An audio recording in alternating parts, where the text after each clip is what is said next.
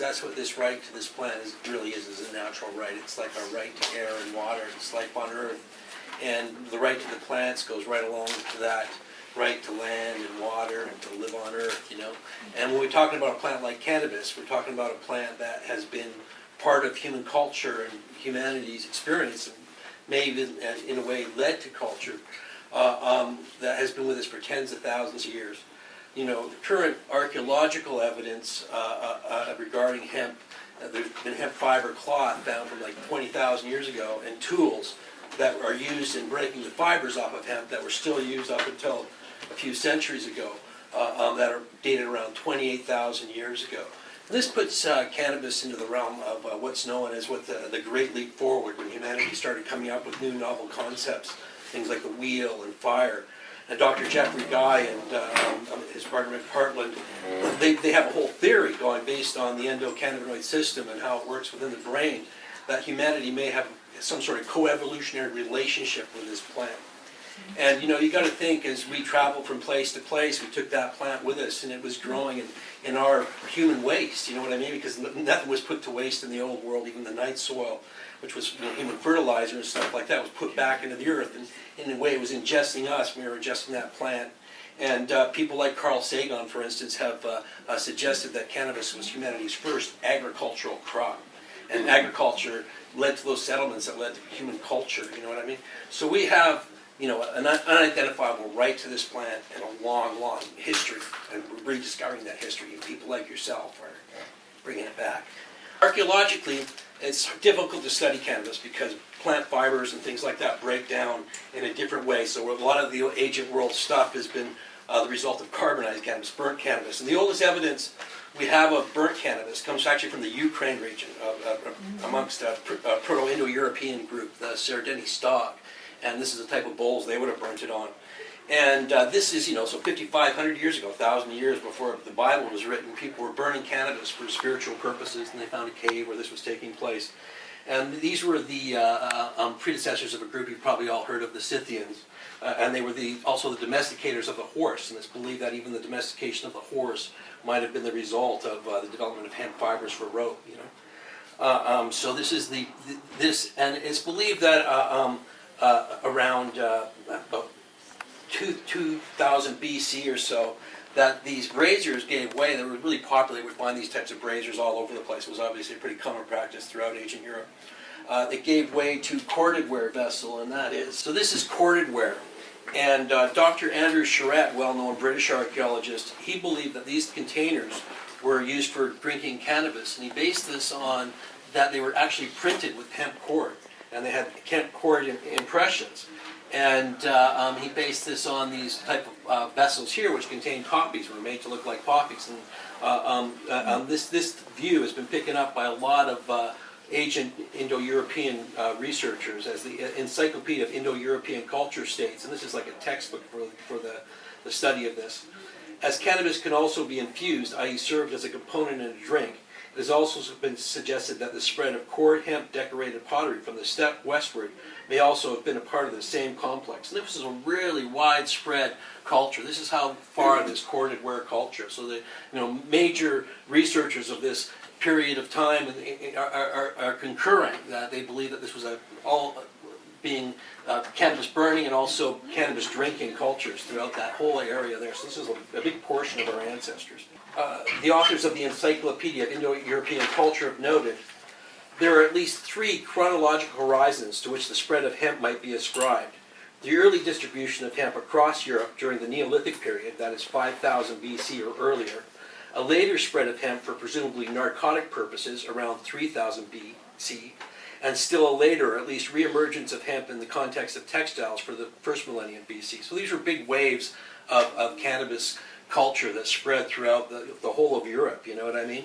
And, they found evidence of cannabis at Celtic sites, at Druidic sites, and in burials there. So it was already ritually being used throughout all of Europe. The descendants of the Sardini stock, who I mentioned earlier in relation to the braziers, are commonly known as the Scyths. And they're largely responsible for the spread of the use of cannabis throughout the ancient world. And they had a really interesting culture. So this is like Scythian braziers, and these are like, what they would do is they would heat these rocks up, and then they would take them inside these enclosed structures like this, and burn it, and then they would inhale the fumes. And this is one of the braziers. These are the rocks they would heat up. This is a smaller version than the one in the other picture, but they had different sizes of these things, different sized tents as well. And they would heat the rocks up with the rocks in there, and this is remnants from what was left over. And this is an example of one of the Scythian tents that they would use. This one's actually not that big. Like Herodotus had written about them, and he described them in a group inside a tent. But this one was actually like more of a personal type of thing, and it was only about 3 or 4 feet tall. What you would do is you would heat up the cannabis and put it in, and then you would just stick your head in the tent and inhale the fumes. So it's like kind of like the vaporizer 2,500 years ago. Heat the rocks at volcano 500 BC, and so. We're doing that next year. So this is the tattoos off a Scythian warrior where that same brazier came from. They have mummified remains of these Scyths, so we know a lot about them. And this guy was like 6'4". He was like 65 when he died on the battlefield. So these were very, very healthy people, you know what I mean? Ages like that were very uncommon, and this guy was like still running out with the young fellas out to battle on the battleground. And they were an interesting culture in the sense that women fought alongside the men. Their priesthood was oftentimes transgender individuals, and they were very, very fierce warriors, but also known for their great nobility. And more recently, there's been this discovery of Scythian gold bowls and cups, mistakenly portrayed as bongs in the popular media in the last year. But they were actually cups and bowls used for drinking a cannabis and opium preparation. And the archaeologist involved with the discovery and analysis in this regard suggests that they were cups and bowls for drinking heoma. And heoma is the predecessor of Soma, the Vedic beverage that's well known as a sacrament and was what was used in Persia. And the Scythians themselves were known as the heoma barter, the heoma gatherers. And so because of the Scythian spread of cannabis throughout the ancient world, because of this high mobility on horses, this use and a lot of mythology and spiritual use of cannabis also spread with them. And we have traces of this in a variety of Indo-European languages that developed out of the same culture that the Scythians involved out before the spread of cannabis. And the original name of cannabis is Kana in Indo-European, and the AN of that carried through in a number of other words, like the French chambre, or the English cannabis, or the Sanskrit's bang, or the Persian banga, or the German humph, and other related dialects. They all have that AN in there because of their common root and their similarities in a lot of our other words as well. And and then in China, we have the situation where Emperor Shendan, legendary mythical emperor who could apparently examine the effects of plants because he had an invisible stomach wall where he could look right into his stomach, is what the myths say. But he prescribed cannabis for a number of things, and cannabis ended up in the Pansao, which some people would date at 2,700 years, as early as 2,700 BC, but that may be just a mythological date, but it's at least a few hundred BC. And cannabis was also very big with the Taoist religion in China, where it was used for kind of like astral traveling to the land of the immortals, and burnt in braziers they would meditate over. And there's a quatrain from about, I think, around 350 BC from China. First a yin, then a yang. No one knows what I do. Jade buds of holy hemp for the one that lives apart. And that's kind of like cannabis. You can have your ups and downs. Could but, you repeat that?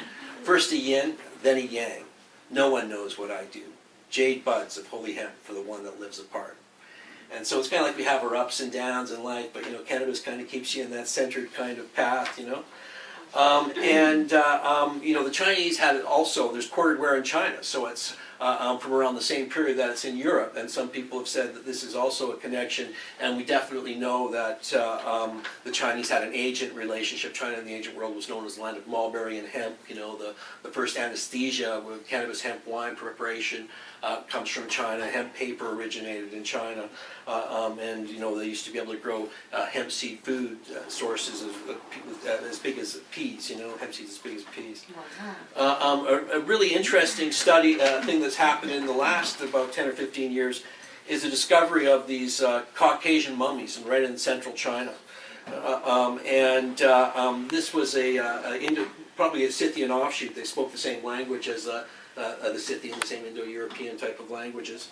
And they were there in China from about 2000 BC to about 300 or 400 BC when the Han Chinese, the indigenous Chinese, chased them out. But they existed there, cohabitated for a long time, and they discovered a couple of tombs from shamans that contained cannabis, and one of them 2 pounds of female cannabis. And it was all contained in the basket there, and this was a bowl that he would use to crush the cannabis. And this is a close-up of the bag and the bowl that were used for cannabis preparation. And this is actual, the leaf of the cannabis was still green. The cannabis, you can see the resin glands on it there.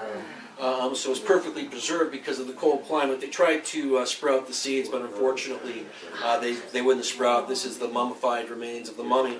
It's interesting, the cowrie shells on his hat, they actually came from India. And so this is how widespread their trade routes were. And this guy's from 2,700 years ago, so they already had pretty well-established trade routes. And this find has changed the way we think about things like the origins of the Silk Road. It used to be about 200 or 300 BC. Now they've had to put it back a couple thousand years earlier. And they've tested DNA from these mummies, and they're like a mixed breed of person, kind of like you might expect to find in the city of New York. They've just got like DNA from Western Europe, Eastern Europe, China, India, and so it's like a real mishmash of cultures. These Scythians were involved in trade between, the Scythians mentioned before were involved in trade between the Chinese region up there where we found the mummy, and this area here, Bimak, which is just in Afghanistan there. And they found a 4,000-year-old, what they call Soma temple in China. And this is a reconstruction of the site. That's about as big as a football field. And half the temple itself was dedicated to the preparation of a sacred beverage, the Soma or Hemp, it would have been known in this region here. And we know this because of Professor Victor Sarianati, the Russian archaeologist that is responsible for the excavation of this site and the analysis of materials found at the site. Here's the site itself, and close-up of the temple. So this was like a major depot 4,000 years ago for the ancient world. People would travel to this site from all over, very advanced building and civilization. And these are areas that were used for crushing up and preparing the Soma, which in most cases, you found 3 of these temples was a preparation of cannabis and ephedra. And it's interesting because that these sites in China as well, they found ephedra and cannabis together. And they tested positive also in one site for opium as well, so there's a cannabis, ephedra, and opium in some places. And also there's the impressions of these cannabis seeds. We're still making that next year. So there was impressions of the seeds as well at the site. And these are the tools and stuff that they found, the bowls. And these pipes here actually contained, they were like drinking tubes, and they contained residue of opium, their bone, and had eyes carved on them. This would have been a filtering thing, or they would have laid lamb wool or something like that and steeped it through there into that, Those are up there in that corner are more of the impressions from the seed. And this is very similar to the way that cannabis is still prepared today in India for bhang. And here's the Lord Shiva, the oldest continually worshipped god on earth, preparing bhang. He's crushing it with a rock on there and then making the green liquid after sifting it, And this use was also in Islamic world as well. They had, this is from an 18th century painting about fakirs. And see, they've got the sieve there for straining it, much like the one in that archaeological dig. And this guy up here is breaking the cannabis apart, and they're preparing the cannabis. This guy over here is stripping it from the stalks and stuff, and this guy's having a bong hit while the other guys are working too hard. This guy's stripping from the stalks. So these are Sufis from the 18th century, still preparing cannabis 2,000 years later.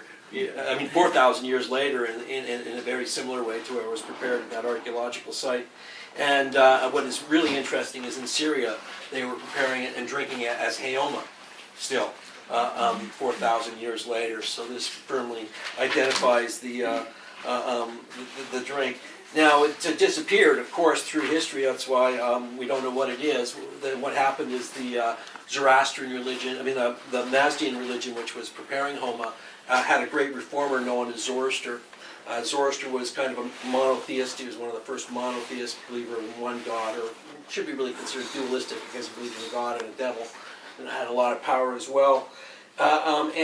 Zoroaster was very concerned about the rituals around Heoma. There was apparently a lot of orgiastic rites around it, and they were up all night, and animal slaughters and sex rites and whatnot. Probably the ephedra really stimulated people, kept them awake quite late. And he took the religion through a number of reforms, but he didn't completely prohibit cannabis. He kept it, but it was more of a drink of the elites at this time, and he would add it to wine in preparation. They would be knocked out for days, and they would have visions, and many of these visions were recorded as their religious things. And this is where actually the myths about heaven and hell originated, was visionary figures like Ardu Viraf, who were initiated by bong, with this drink, mang mixed into wine, which was a powerful cannabis extract. And Ardu Viraf claimed after he woke up from his 2-day knockout that he'd gone to see heaven and then had been down to the depths of hell, and that filtered into Judaism and Christianity. And so that's Zoroaster right there. Zoroaster initiating his first convert, King Vishtaspa, who he introduced to cannabis. And this is the Sinbad Bridge. This is the journey to heaven and hell after they drank the cannabis. This use, what happened then is, as the Indo-Europeans spread into India via the advance of the Aryans, that's another name for Indo-Europeans, so did this drink travel with them, and it became known as Soma, which we all talked about earlier in your initiation into Wendy's wonderful class there. So we know that this same drink that they were drinking is what became Soma, so it's pretty clear that Soma was cannabis, and this is the majority view of Indian researchers in India. And people like Chandra Chakraborty have written that Soma was made of the flowering tops and resins of cannabis sativa, which is an aphrodisiac, a stimulant, and a nourishing food. And Joseph Chandra Ray and the Soma plant, the effects of Soma or drink are exactly the same as those of Bang. It's a food, it's exhilarating, exciting, intoxicating, and awakens eager thought, and excites poetic imagination. It cures diseases and was believed to prolong life and give victory. And he cites all the Vedic references which describe the use of Soma. Makes it pretty clear that it was the same thing. And cannabis was also used in the Buddhist religion. And there's legends of the Buddha subsisting on 1 hemp seed a day that are, go back to about, I think the oldest text that says that's about 300 AD, but that's sometime after Buddha lived. But in Tantric Buddhism, it's, this is what the 1 hemp seed a day diet does to you. So he sat under the Bodhi tree and did that. And a large reason it's thought that Soma became lost in India was due to Buddhist reforms, because Buddhism was a very ascetic religion, and this is why alcohol became forbidden and meat eating became forbidden in the Indian religion, was the influence of Buddhism. And so it was very much about sobriety. And but in later Buddhism, cannabis returned, and it was dedicated to Mahakala, the Lord of Time, in Tantric Buddhism. This is a Tibetan painting of Mahakala. Mahakala is the Tibetan Buddhist version of Shiva. And did you say the Lord of Time? Lord of Time, yeah. There's a number of texts written regarding cannabis and Mahakala. And cannabis really took although it became prohibited, it started to return, and it came returned in the famous story of the churning of the ocean of milk. And in the story of the churning of the ocean of milk, what happens is Indra, who was the god, who was the chief of the gods in the Vedic pantheon, he was traveling along one day, and a rishi that was a portion of Shiva offered flowers to his elephant, and the elephant knocked the flowers, and Indra was very rude, and because of this, Shiva called down a curse on him, and this caused a curse to take place in both the heaven and the earthly plane. And so they had to gather, and they went to Brahma, and they said, Brahma, what do we do? And they go, oh, you got to go talk to Vishnu. So they go gather the gods. There's all the different gods there, you know, they get together, Krishna and Brahma, and they go see Vishnu. And they're like, oh, Vishnu, what are we going to do? It's like, and he goes, well, what you need to do is you need to grab potent herbs and throw them into the ocean of milk. And then you grab a mountain, and you use that as a churning stick to churn the potent herbs into the ocean of milk. And it was such a big job, they had to get the demons to join them in the quest. And here they are, they said to the demons, okay, we're going to churn the ocean of milk, and we're going to get the Amrita that will restore the health of the kingdom. And so they go and they get together, and they churn the ocean. Here they are again doing it, you know. And who's the snake? The snake, I forget the snake's name, but he had to grab the famous snake as well. He was just a snake god. Snake god, yeah. And they had to use him to churn it because they weren't going to be able to churn it by themselves. And but they don't want to give it to the demons because then the demons will have the magic of the Amrita as well, so they pass it off to a Garuda, which is a flying bird man. And he takes it off and he spills some drops. And where the drops fell on ground, this is where they hold the Kumbh Mela. And the Kumbh Mela in India takes place at about 4 different sites in India every few years. At one of the sites it takes place. And it's where the drops from the Amrita, which was the Soma, fell onto the earth. And Cannabis brought it from these same drops. And every year they have the largest human gathering on earth, the Kumbh Mela. And you can see it from outer space. It's such a large gathering of humans, and it's the longest going on one as well. Do you know when the next one is? I'd have to look it up online. Probably, I think about 2 years. Okay, in 2 years we're doing that. Yeah.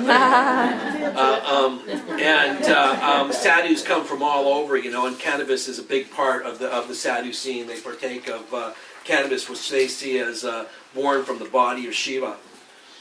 And here's Shiva, you know, himself preparing cannabis. He's grinding the bong here, and here's the green bong. And he's grinding it up with his mortar and pestle, as people have done for thousands of years. And here he is again with his wife Parvati and son Ganesh, grinding up the cannabis here, and they have the strainer there, and he's about to drink the cannabis, and the serpent's going to test it out for him. This is a statue I have at home. It's made of white marble, and it's got Shiva preparing bong, grinding it, drinking it, and smoking a chillum, and all the preparations for it all right there.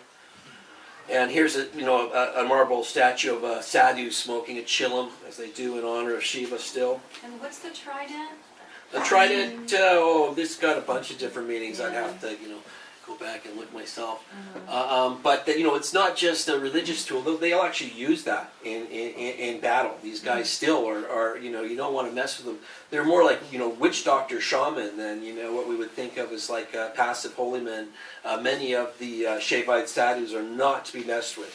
And they can be full of wisdom, but they can also be some of them will go to the graveyards and eat human flesh. Certain sadhus of certain sects and stuff that worship Shiva. And they cover themselves in the ash of the funeral pyre. And it's like all about facing death with life and just accepting the reality of the material world as well as the world after. Just overcoming your fear of it and stuff.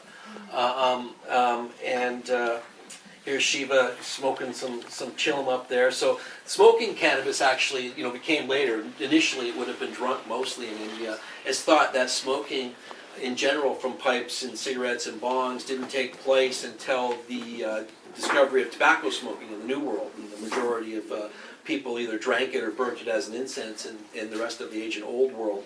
And but it was soon grasped in India and elsewhere, and that became the more common way to partake of it. This is an 18th century of sadhus smoking the chillums and stuff. Cannabis has also been used in the cult of Kali and tantric rites.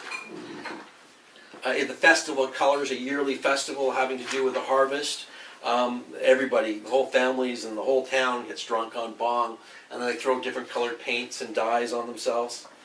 Long-going festival, as well as the big Jagannath festival. This is this huge festival where they would drag these huge chariots, and the priest and priestess partake of cannabis in order to help bring on the monsoons. And these are Nihang Sikhs. Cannabis is also used in the Sikh religion, particularly by the Nihang Sikhs. And they used to be the guardian of the ancient Sikh temples. And they're like real rebels as well, kind of like the Sadhus. It was really hard for the British Raj to bring these guys under control. They just ride around armed to the teeth on horseback, and they didn't take crap from nobody. And they prepare cannabis with these huge mortars and pestles. So this is one of the pestles. It's actually grinding cannabis there for making this a drink that they call sukadun, which is basically identical with bong, but is a pivotal part of their religious rites. Here's another guy preparing sukadun. And now we're into Assyrian Babylon, and this is a ancient inscription of the Assyrian king Ezra Haddon, and he's got the royal version of the Scythian incense tent there, and he's about to go stick his head in and hail some incense there. Behind him's a symbol for the tree of life. And this is Ashurbanipal, and I bring up the Assyrian use here because in regards to spiritual use, from old inscriptions in the temple documents of the third dynasty of Ur from Umma, an inscription inscribed wrote that we need a memoranda of 3 regular offerings of hemp. So it was a part of the regular inventory for the whole ritual thing, right? In the temples and stuff like that. Oh, you got to have our cannabis to hold our rituals. And in a letter written in 680 BC to the mother of the Assyrian king, Ezra Haddon, who I was showing just before there, reference is made to Kanabu, which is identified as the Assyrian name for cannabis, asking what is needed for the sacred rites. And the high priest responded, the main items for the rites are fine oil, water, honey, odorous plants, and cannabis. And so this was the common way of worshipping in Assyria, Babylon, Samaria, throughout this whole region. And a large part of that is part of because of what was happening in the ancient temples, you know. Without cannabis and probably other entheogens, the gods didn't speak. And these temples were all about set and setting, and there'd be people kind of dressed up in costumes, much like Native Americans wear, with the native headdress looking like an eagle and wings, and there'd be beating of drums and repetitive music, and smoke burning, and statues that would be illuminated by the firelight and stuff like that, moving, and psychoactive substances like cannabis and opium and other plants, even more powerful ones like datura, would help to kind of create a kind of hypnotic vibe for the whole people participating in the ritual. And then the repetitive music, and music has always been a part of shamanism, would help to throw people into kind of a right brain trance, and kind of like a modern hip-hop artist, when they start hearing the beat and then get throwing out the rhymes, that's how much of the religious text was derived in the ancient world. Most of it's written in poetry and has beat to it and rhymes and stuff like that, and that was the common means of a lot of ancient religions. And so it was all just spouted off in these inspirational moments and these magical moments in these temples produced by music and psychoactive substances. And we know about these things largely due to the Polish anthropologist Sula Bennett, who began writing about this in 1936. And she's also known as Sarah Bennett Tao. She changed her name later. She wrote about this for about 40 years. It was a long-standing theory of hers that there was this Hebrew term, cannabis, that was mistranslated when the Hebrew texts were translated into the Greek as calamus. And calamus is a common marsh root found throughout the Mideast, aromatic marsh root. But she said what had happened is there had been a mistranslated because a lot of the translators weren't botanists. They're just going through long volumes, translating them into Greek as they were doing with all the texts of the ancient world at the time. And so I need to give kudos to Sula Bennett for really opening up this line of research. And the Hebrews were also in contact with the Scythians, and this is where the name canna in Cannabosin comes from. It's that common an in the words for cannabis, chambrahan. It's the adoption of an Indo-European root into the Hebrew language because cannabis came as an item of trade. In fact, in Ezekiel reference to canna, it says. Canaanites and Greeks from Uzal brought your merchandise. They exchanged wrought iron, cassia, and canna for your wares. So it's coming in on a trade route, and it's coming with the name that it came with, and is adopted into the Hebrew land. And the later prophet Jeremiah referred to canna from a distant land. And this has been accepted by a number of other researchers, people like Professor Carl Rock and Dr. Ethan Russo and Rabbi Ari Kaplan, a very popular a rabbi who noted in his The Living Torah, which is a standard book for the study of the Torah, that among the many suggestions for the meaning of this word, cannabis, and he wrote that on the basis of cognate pronunciation and a Septuagint reading, some identify cannabis with the English and Greek cannabis, the hemp plant. So he's saying based on the sound of the word, but we know that it's much more than that because, in nearby Assyria where it had the similar name, Kumbh, it was used in identical ways to the ways in which the Hebrew were showing. And as Paul Johnson noted in A History of the Jews, prophets practiced ecstasy states and may have used incense and narcotics to produce impressive effects. The Israelite prophets acted as mediums in a state of trance or frenzy. They related their divine visions in a sing-song chant, at times a scream. These states could be induced by music, but the prophets also used and sometimes abused incenses, narcotics, and alcohol. Now, so that's not a standard book about the Old Testament and the history of the Jews. So the view is pretty widespread that they were using these same techniques of shamanic ecstasy that we find in Assyria and Babylonia.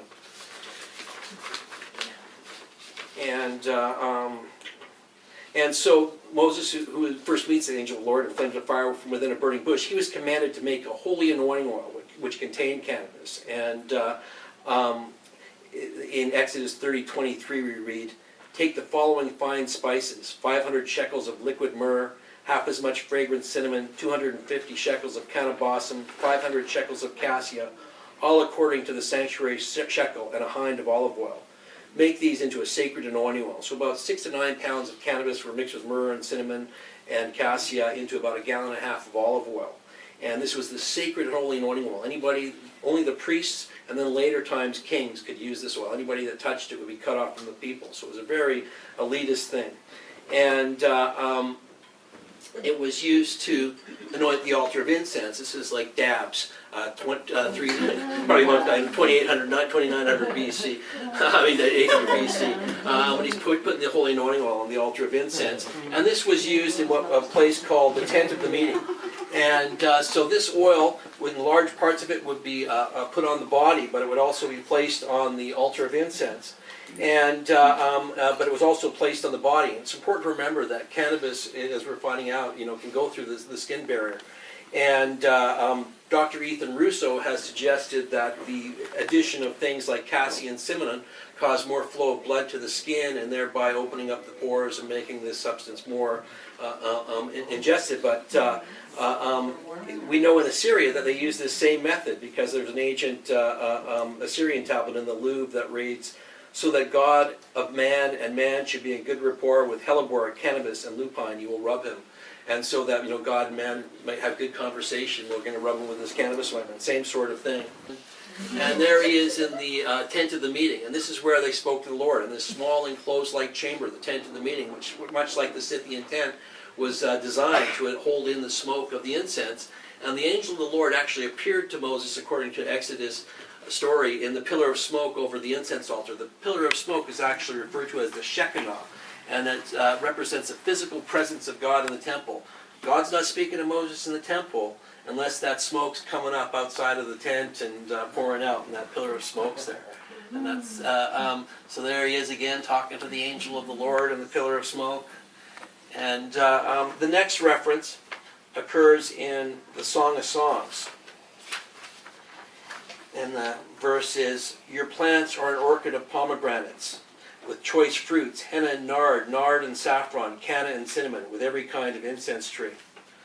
Now, the Song of Songs represents what was known in the ancient world as the sacred marriage, the Hieros Gamos in the Hebrew religion. And it's important to remember that even in the Old Testament itself, through a large portion of the Age of Kings and in the books of Chronicles, that the Jewish religion itself is polytheistic. A large part of the story is about them trying to make it monotheistic. They're calling it a reform, but archaeological evidence indicates that it was actually polytheistic throughout most of the whole period, and that this idea of monotheism was relatively new.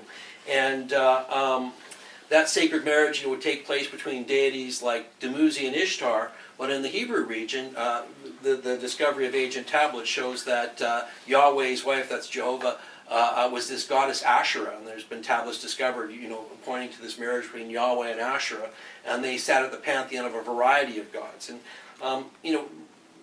the worship of deities in that time was almost like different political factions, and monotheism was kind of almost as much a political movement to kind of monopolize the people's attention to one sole god and one sole point of view.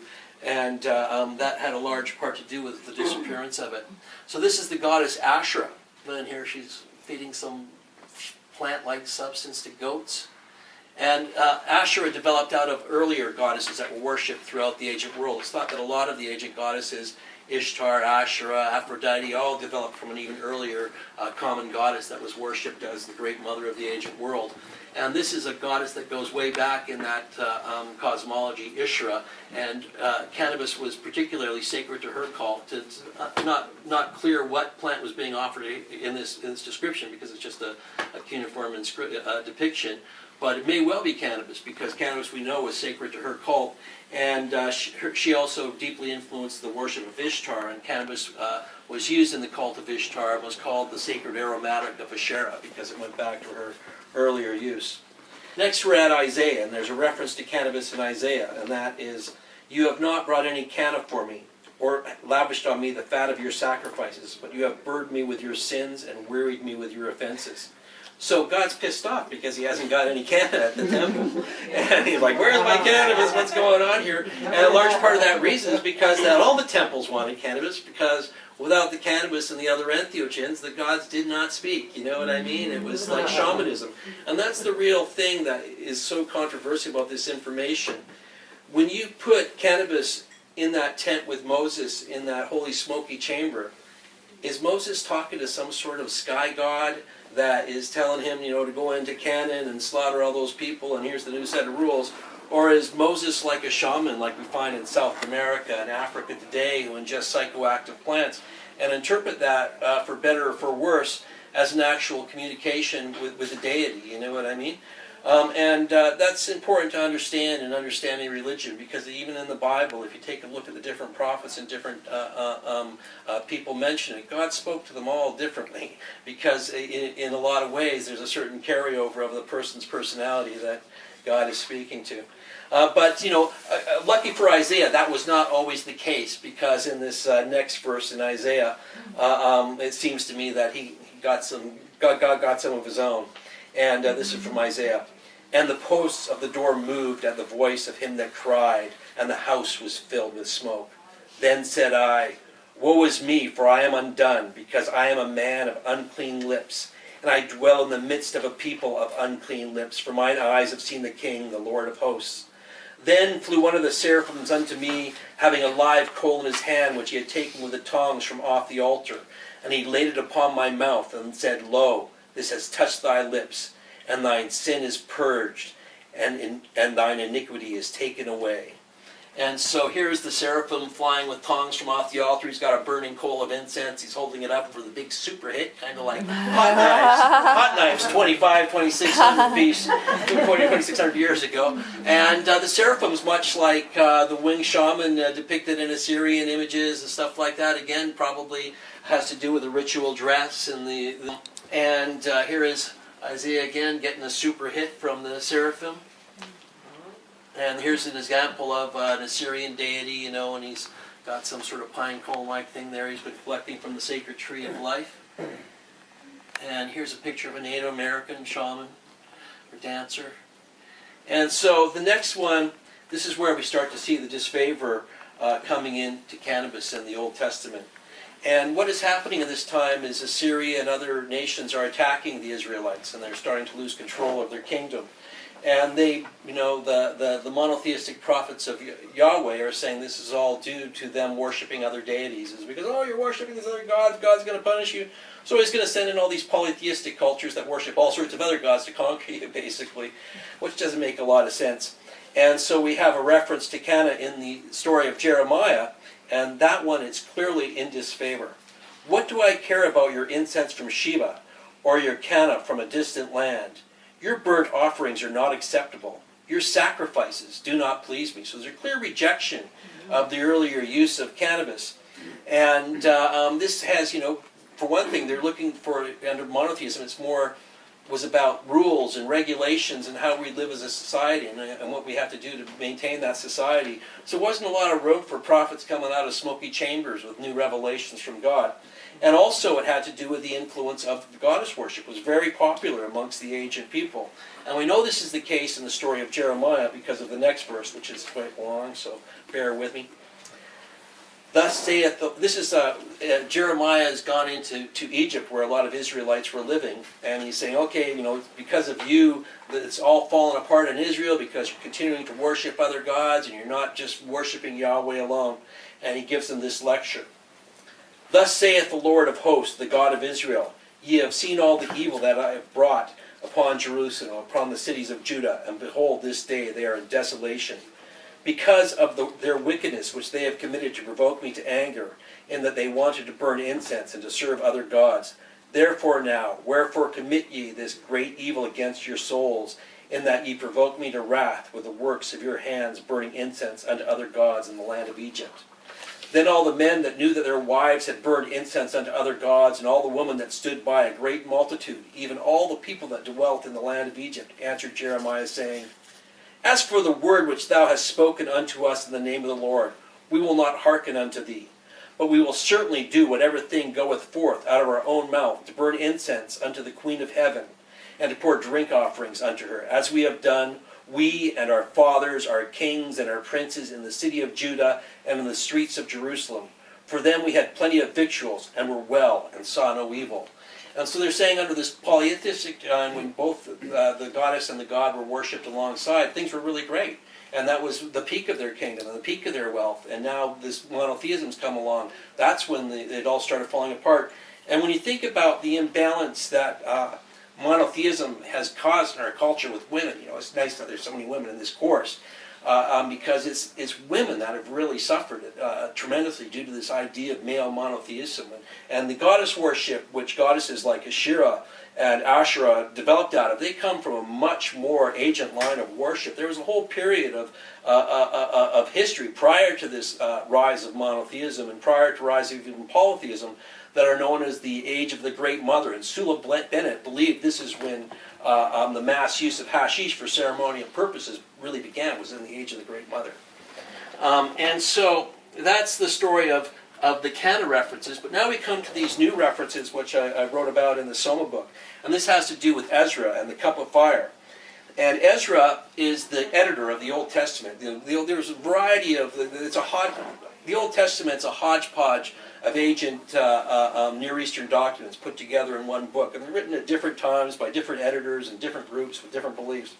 And the guy that put them in together and edited them to have some sort of coherence together is this, or credited with it historically anyways, is this guy Ezra. And he was living in Persia under the Persians. The Israelites fell under the Assyrians, Babylonians, and then a variety of other cultures, and then the Persians beat out those guys, and the Persians sent them home, back to the region, is what the story is. And Ezra was one of these guys sent back into the region to bring back Judea monotheism, because apparently it had gone back into polytheism and they were worshipping all sorts of gods and goddesses again. And so here is Ezra's own account of the making of Jewish history. The next day, behold, a voice cried to me, saying, Ezra, open thy mouth and drink from this full cup, which as it were as water, but the color was like fire. And he says that after he drank from the cup, that God commanded him to drink from the cup, and then he was shown that some of my text here is kind of missing. That was what gave him the voice. That was what guided him to put the Old Testament together as it sits right now, is apparently after drinking from this cup of fire. And so here he is drinking it. Now, interestingly, a variety of researchers like George Brown, writing in over a century and a half ago, believe that this cup was actually a preparation of Haoma that was brought by the Persians, which had sent him back to his homeland. And wrote about this, and said that Haoma itself was a preparation of hemp. and that this was what Ezra was drinking for his thing. And more than a century later, just in our own time, Vicente Dubraca independently has been saying that what Ezra was drinking was a cannabis-infused wine, much like Zoroaster was giving out to his disciples, and that this is what inspired Ezra. So this was, and that the monotheism itself came from Persia. Zoroaster was the monotheistic reformer that reformed the Mazdaran religion where Hamelin was used and turned it into the monotheism that is a modern Zoroastrian religion which still exists, and that because the Jews were the vassals of the Persian state, that they thought it was easier to control those people by having them under one god, so they only had to deal with one kind of priesthood and leadership. And so they started spreading monotheism to these different polytheistic communities. And we know that cannabis was used in the region through this discovery of this fossilized cannabis thing that was also found with a bottle with vials with oil of cannabis and other things in it, that was discovered in the tomb of a woman that had died during childbirth. And they'd been using cannabis medically, topically, and also burning it. And this is a carbonized cannabis residue that was found at that site. And that is the end of the slideshow. The end of my dialogue there. I had to kind of rough a bit of it off the page. But yeah, if you have any questions, I can take some questions or whatever you like.